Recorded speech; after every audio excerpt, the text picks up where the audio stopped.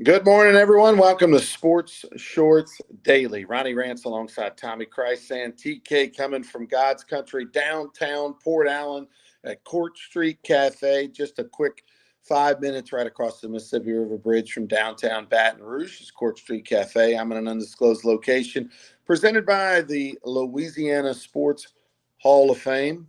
Rocking the colors this morning. And of course, we're always presented by LeBear's Casino. LeBear's Casino, the place to be for all your boxing, MMA, wrestling matches at the sports book. You got college football coming up. I had people ask me this past week, hey, does LeBear's have all the lines for this, that? Yeah, they do. They've got a preseason everything, NFL, college, you name it. Whatever you can dream of or think of to bet on, they've got it over at the sportsbook over at LeBear's Baton Rouge, and a great place to be.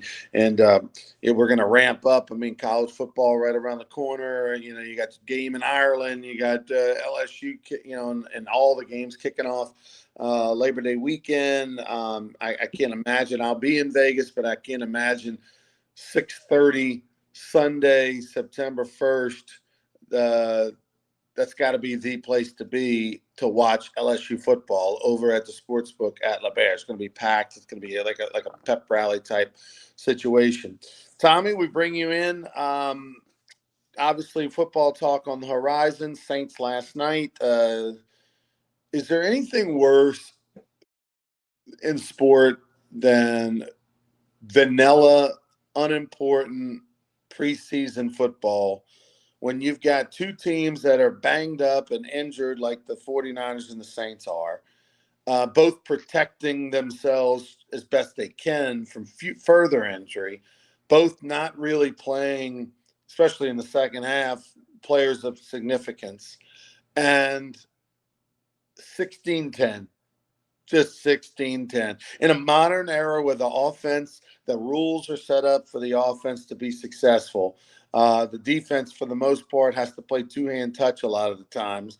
16-10. That's it. That's all we got. Well, a lot of games low scoring, and I mean, three preseason games are going to turn into two, and may one day turn into one. I'm just guessing there, but it's preseason, so win or lose, not the important thing. A couple of things I saw: Taysom Hill looked good, lined up at tailback, lined up at fullback, tight end, H back. He'll line up at quarterback at some point this season. He looked pretty good defensively. Breesy looked, he had a high motor last night. He impacted the quarterback a lot. That cornerback Peyton, a kid trying to make the team, had a couple of really nice plays. But other than that, it's preseason football. Probably the best thing for the Saints is they return to Metairie. They return home, where they'll work out this week, play next Sunday, 1 o'clock kick in the Dome against the Titans. And not going to see probably no starters. There might be a guy or two that gets some snaps, but you're right. Vanilla, plain football. You kind of got a little look at the Saints offense when Carr was in there. Yeah, you didn't get a look at a lot, but a couple. I don't like that rolling out stuff. I mean, I don't know if that works if you're Derek Carr, but hey, you take it for what it's worth. They didn't win. They had a handful of good things, a handful of bad things, and the coaching staff will work to improve all that because, the Titans this Sunday don't really matter. What matters is the Carolina Panthers coming to the Dome. I guess that'd be the Sunday after the LSU game. I would say this, Tommy, as much as maybe you don't like the rolling out, they're doing it because that offensive line is so bad. They've got to get their quarterback's going to be on the move, whether he likes it or not. And at least when you control it with bootlegs and control rollouts and plans, there's a way to get the off defense moving in one direction and go in the other direction because the offensive line, first string, second string, third string, no string, it don't matter. That it's going to be absolutely brutal, and it's going to take a lot of fortune for that offensive line to just literally hang in there and be passable, an NFL offensive line. And so, yeah, I think you're going to see the quarterback on the move a ton. I mean, that's absolutely 100%. Yeah, they got to slow them guys up, even if it's a half a count. Slow them up a little bit, or like you said, get them going the wrong direction. Going to have to do all that stuff. I mean, it's hard to find any bright spots yesterday. Obviously, in the first half, until the very end of the first half, the defense looked a little better when you went ones against ones.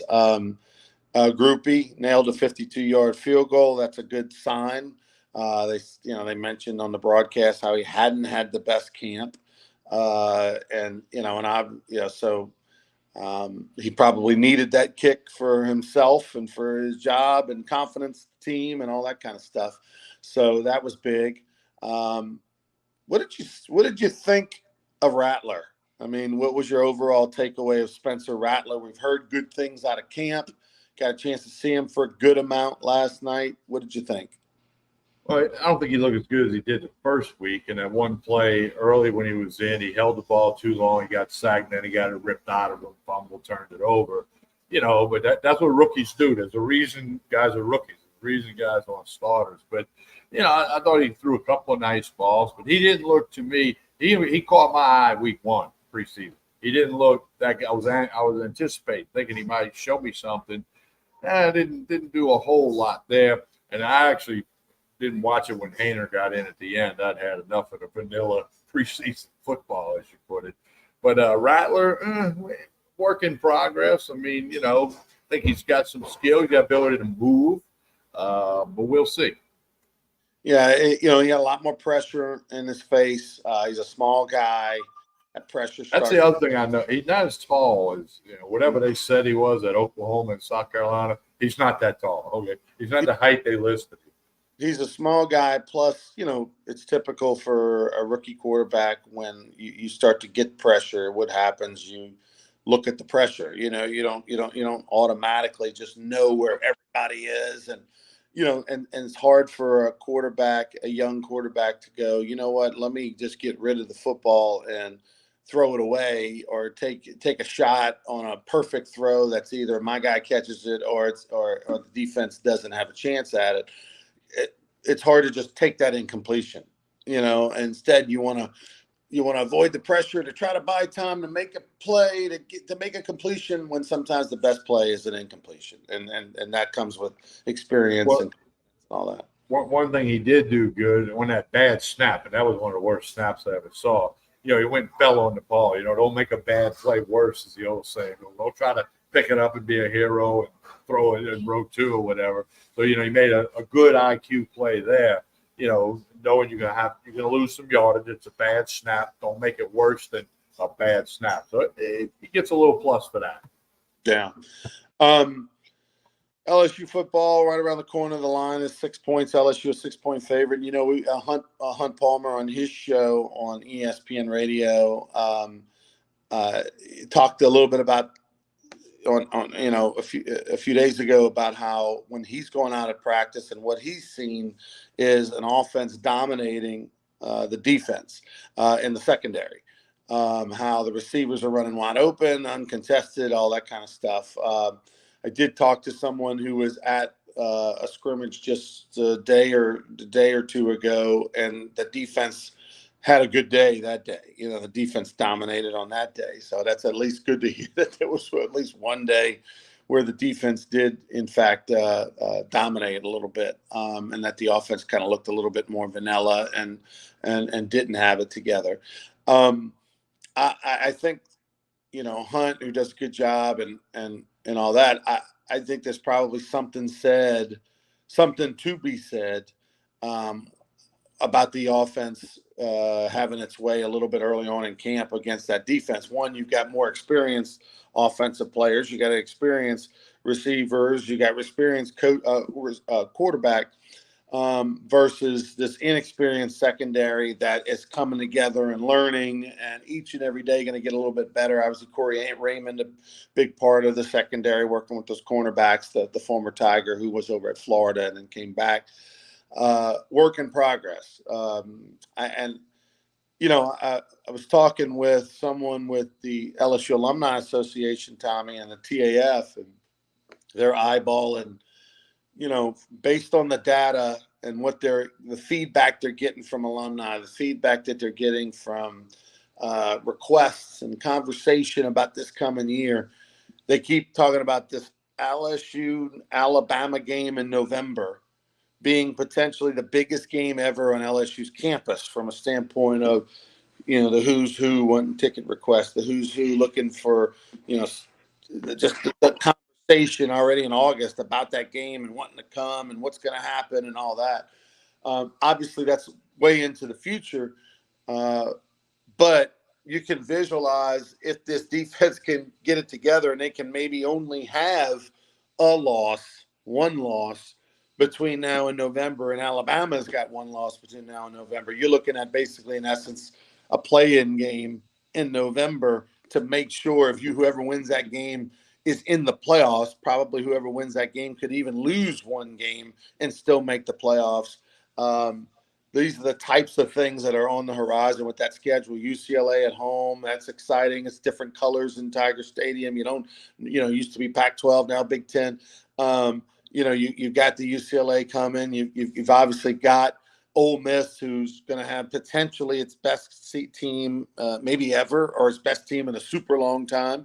They're all in with reports of $18 to $20 million in NIL. And obviously Oklahoma is exciting. Boomer Sooner. I don't know how good they're going to be the last game of the year, but just to have Oklahoma, a blue blood program in your stadium, and then of course Alabama is always Alabama. Potentially so much on the line. This is one of the few years, Tommy, where that season ticket's going to pay for itself with those big games. Hunt Palmer did a Rougarou game with me last month in July, and we were talking about LSU football, and the game might have been a little boring or something, and we started talking about that. And his question is the defense. He's not in that category. He says, "Oh, they can't be worse. They're going to be better." He's like, "They got to show me that they're going to get better." Hunt does a great job, and he studies all that stuff thoroughly, and he knows what's going on. So he kind of made me think a little differently when I heard him talking about, it didn't help on the defensive line in the portal. And, the secondary's got some new blood, but, what's that going to be? Yeah, you got Harold Perkins. Okay. You got Greg Penn. Okay. But, after that, can them guys all elevate, not just one of them, in their performance to make it a better defense? We've said it. Southern Cal quarterback that's going to be in the game in Vegas threw 6 touchdowns in a bowl game last year. I don't even know who they played. I don't care. He threw 6 touchdowns in a bowl game. That means he's confident. He's thinking he can go out there and light up LSU. He knows what their defensive stats were last year. So we'll see. We'll be broadcasting from Vegas. Myself and Hunter McCann will be there. TK will be on the line. We'll have different guests, special guests. We'll be in the sports book over at Mandalay Bay, 8 to 10 a.m. So come have a little breakfast with us on that Saturday, the 31st of August. We'll be over there at Mandalay Bay in the sports book doing our show. And on Friday and throughout the weekend, there'll be some different shows that will originate from Mandalay Bay.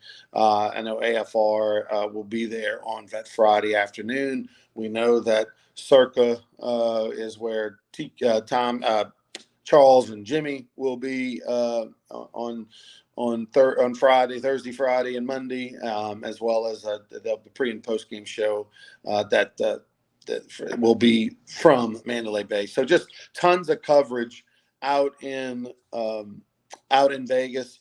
So make sure you tune in, and we'll get you more information on all those shows. But Mandalay Bay Sportsbook, which is really the closest, really major casino to the stadium, that houses the House of Blues. The LSU Alumni Association is having a giant tailgate at the House of Blues before the game on Sunday the 1st. So all that's going on, and Mandalay Bay, Aria, a lot of those hotels near that end of the strip are going to be rocking and rolling with LSU fans. Speaking of rocking and rolling, TK, over the weekend, if you are a PGA golfer, we're getting into that home stretch the next few weeks of some exciting golf with everything coming on the line. What does the winner get? Is it 20 or 30 million? 25 million. $25 million check. We're working towards over in Atlanta, that final check for the FedEx Player of the Year. This past weekend was a big tournament, and Sam Burns had a chance, but he played well. Didn't win it. Finished tied for 5th, so he got a nice check, and he'll advance. The top 50 players advance to Colorado, Castle Pines next week. Then the week after that, it's in Atlanta at East Lake for the Tour Championship. But yesterday was wild and crazy. Hideki Matsuyama, who I've always liked, I like watching him play golf. He had a 5-shot lead when the day started, and he was rolling along. Nobody was making a move. And on the 13th hole, he had a 5-shot lead. On the 16th hole, he was trailing by 1.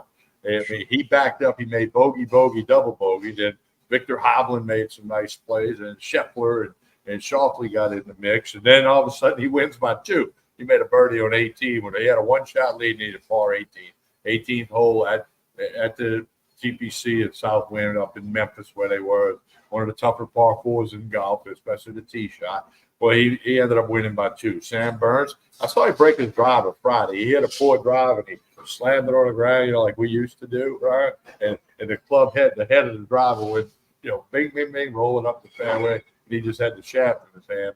And then on 18 yesterday, he wasn't in the hunt unless he make a birdie and everybody else was back up, but he hit a tee shot in the water on 18, and then he ended up tied for 5th. He'll advance. Again, they had 70 players this weekend. 50 will be out in Colorado next weekend, and then they'll take, I think, the top 30 go to Atlanta the week after. I'd have to double check that. But so I'll be honest with you, I knew Hideki Matsuyama had a 5-shot lead. I was watching some baseball, I was watching the Astros, watching a few other things. And then I looked on my phone and I saw he only had a 2-shot lead. I said, I got to put golf on. This thing's turning into a race at the end. So, but it was all good. So if you're into the golf, everybody's into football. I get it.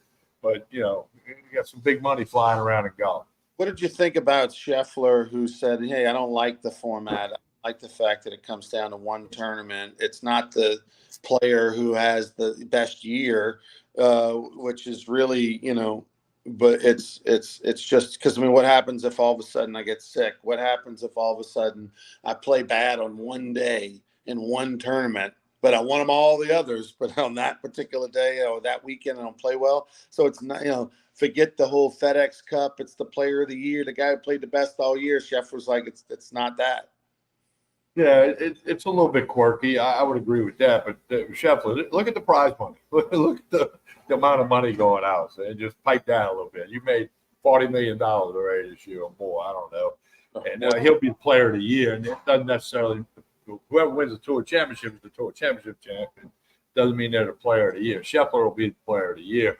Unless maybe Schauffele would win it because he's got 2 majors. And so, you'll get it. It's kind of like the world golf ranking. Not everybody understands it all. I watched yesterday just see some good golf, or watch some guys back up a little bit, not play good golf. But I kind of see Scheffler's point, but get over it, dude. Yeah. It's made for TV. At the end of the day, it's a made for television sort of event to make the post majors mean something, right? Once the 4 majors happen, then it's traditional for golfers in the world to turn its attention to other sports, football and college, NFL, college football in the United States. It now, because of the FedEx having this giant, $25 million carrot dangling at the end, and that's a ton of money. It keeps you interested in hanging in there till the middle of September, and that's what it's intended for. But no, I get the point. It's not an award given to the best player all year. Scottie Scheffler has been the story from start to end.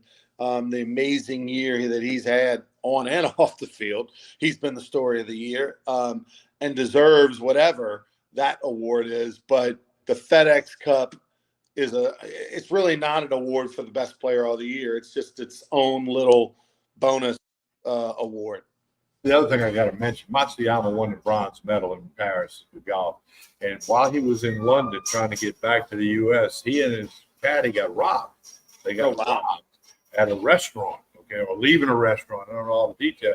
And the bottom line was his caddy's passport got stolen. So he had to get another caddy for this week, yet he still won. So it was somebody that he knew, and something. It wasn't like he got a guy out the stands. Hey, you come over here, you come caddy for me.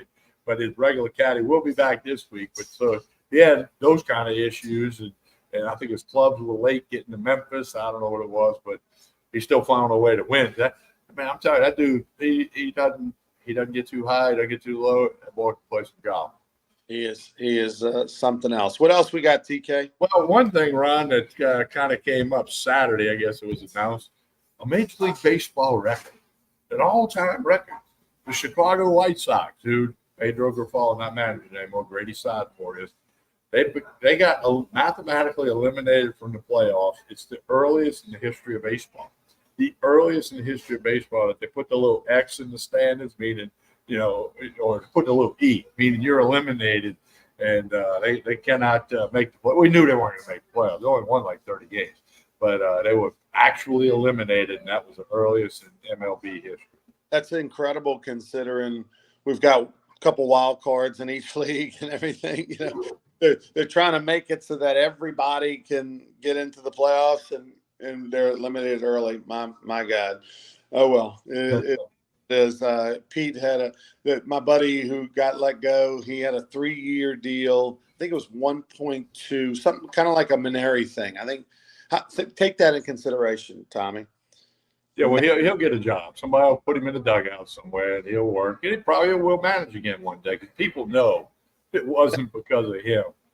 Manager of the Chicago White Sox makes less money than a lot of the big-time college baseball programs. He sink in, right? Makes more money than the manager of the Chicago White Sox. Paul Maneri. Yeah.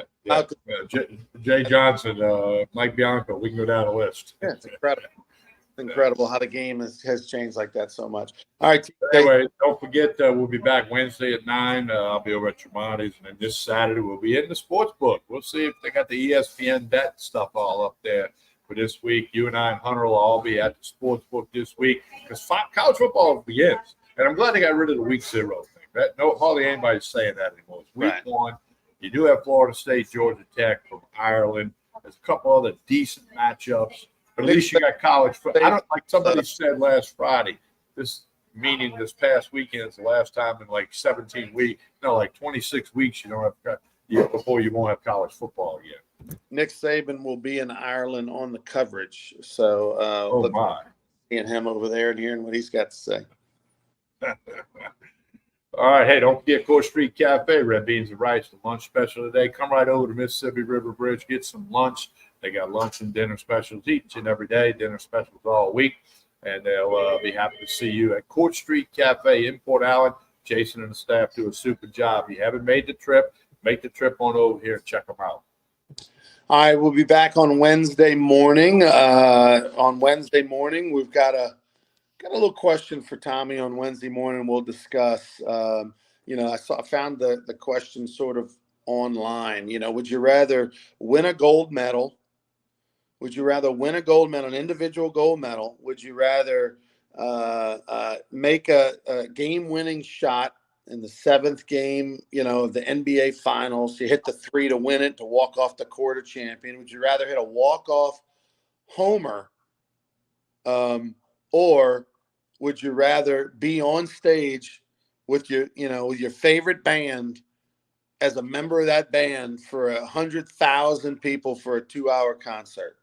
So we're going to talk to Tommy. I'll give him his take, my take. Olympics, Game 7 winner, MLB Game 7 walk-off homer winner, or be on stage with your favorite band for a 2-hour concert in front of 100,000 people as a member of that band. Which one moment would you rather do in your life? We're going to save that for Wednesday? Okay. Talk about it on Wednesday morning.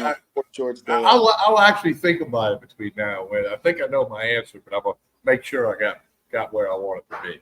All right, we'll be back Wednesday morning for Sports Shorts Daily, presented by LeBear's Casino. Until then, everybody have a good one.